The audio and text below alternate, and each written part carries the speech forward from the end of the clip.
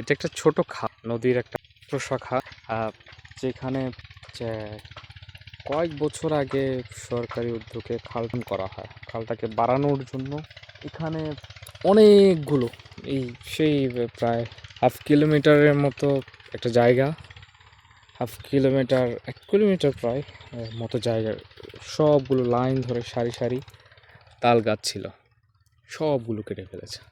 এখন যেটা হয়েছে এখানে এই যে ছন, এগুলোকে কি বলে, কাশবন। এই কাশবনের ফাঁকে ফাঁকে এসে বাবুই পাখি বাসা করতে চায়, কিন্তু দুর্ভাগ্যবশত এই জায়গাগুলোতে এই যে আগুন লাগিয়ে দিয়েছে অনেকগুলো জায়গায়, পাখি আর সাহস করতে পারে না। তাই তারা উদ্বস্তর মতো আজ এখানে কিছুকাল ওখানে ঘুরে বেড়াচ্ছে। আমি ঠিক এখন পাখিগুলোকে দেখাতে পারছি না, একটু সামনে গেলে আমরা কিছু পাখির ছোপ দেখতে পারবো। তারাও খুব অসহায় প্রকৃতির কাছে।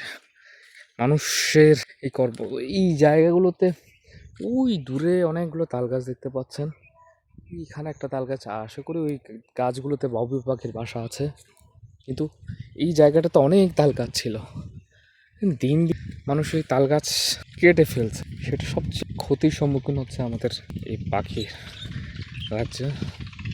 ওই আমরা ছোট একটা তাল গাছ দেখছি, আশা করছি সে একদিন উঁচু হয়ে দাঁড়াবে। কিন্তু প্রকৃতির এই মানুষগুলো, আমরা এই সভ্য মানুষগুলো তাকে রাখবো নাকি সেটা চিন্তা করি।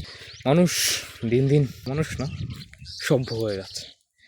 আগে আদিম যুগে এই দেখেন, ঝির ঝির ঝির ঝির, অসাধারণ, মানে শুনতে পাচ্ছেন এই পাখির এক বিশাল একটা ছাগ, মানে তারা এই ছোট ছোট বাসা করছে।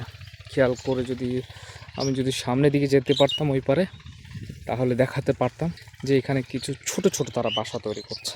এই এক ছাগ করে যাচ্ছে, খুব অসহায় লাগছে তাদেরকে। এত বিশাল বড় একটা তাদের সাম্রাজ্য, এই বনটা তাদের কাছে নিরাপদ না। যে কোনো সময় এই বনগুলোতে আগুন লাগিয়ে দিতে পারে। বর্ষাকাল হলে তাও একটা সতেজ থাকে।